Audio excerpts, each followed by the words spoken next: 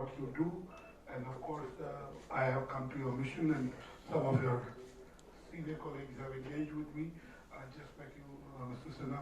So we have bureaucrats, we have spiritual leaders, and and a film personality. So today we live in extraordinary times. There's too much stress. There's stress in personal life. There's stress on your time. There's stress in business relationships. There is stress in personal relationships. And dare I say there is a lack of trust. Today, I'm not talking of India as but you can relate it to us. The government doesn't trust the bureaucracy. I know I'm being real here, I'll be real. I won't say academic things. So there's lack of trust. When you talk of interfaith harmony, when you talk of making sure that the environment is such which is nurturing of everybody, irrespective of what they believe in as a god, or even if they're atheist and they believe in something else. So I'd start with Nasir. Nasir, I want to start by asking, what's your definition of spirituality? मैं सोच रहा था मेरा जो number है बाद में आराम से आएगा तो मैं आराम से चैन से सबकी बातें सुन के सबको उठाना चाहता हूँ जी हाँ yeah, I'm actually happy you asked me the question. तो actually ये कि spirituality को रूहानियत कहते हैं हिंदी में या उर्दू में. तो मेरा बड़ा वैसा ख्याल है कि we actually about India I want to talk about what we need.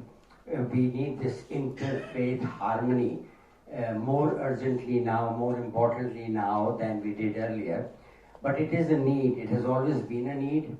And I think by law, we should be allowed, anybody should be allowed to follow any religion, any faith, any system, be it Christianity, Hinduism, or etc. And there should be no, and anybody wants to change, they can. They should be allowed to.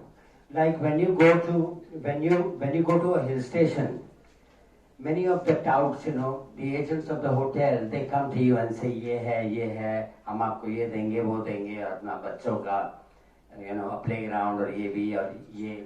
So whoever offers you a good deal, so whichever religion offers you a good deal, you take it. It should be allowed.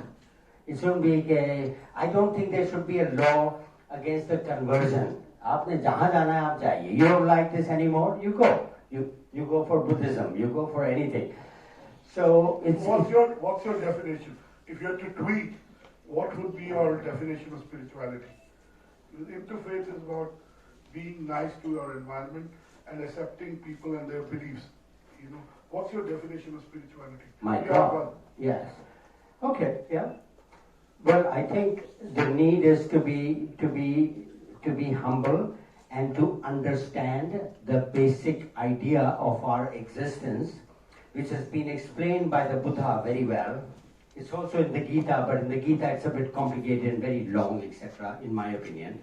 But I think that Buddhism is the best form of religions that is simple, straightforward, and actually pragmatic. And the Buddha did not have any blessings out of the blue. Like he didn't hear the voice of God.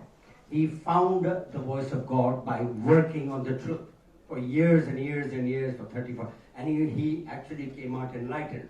So I would like the Buddhistic form of it to be honored and followed as a spiritual way of life.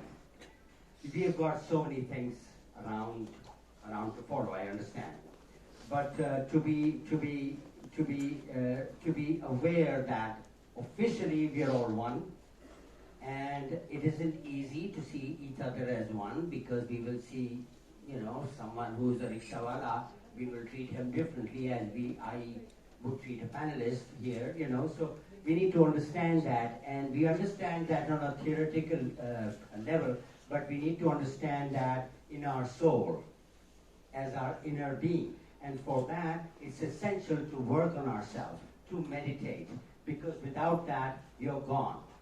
The mind will not let you be still. The mind will not allow you to be enlightened, because the mind wants to always fool around. It is the monkey mind. That's why, that's why they insist. So, I mean, my feeling is we have to work on ourselves, and the way to work on ourselves is to be able to actually meditate every day for half an hour. It's very important to collect you.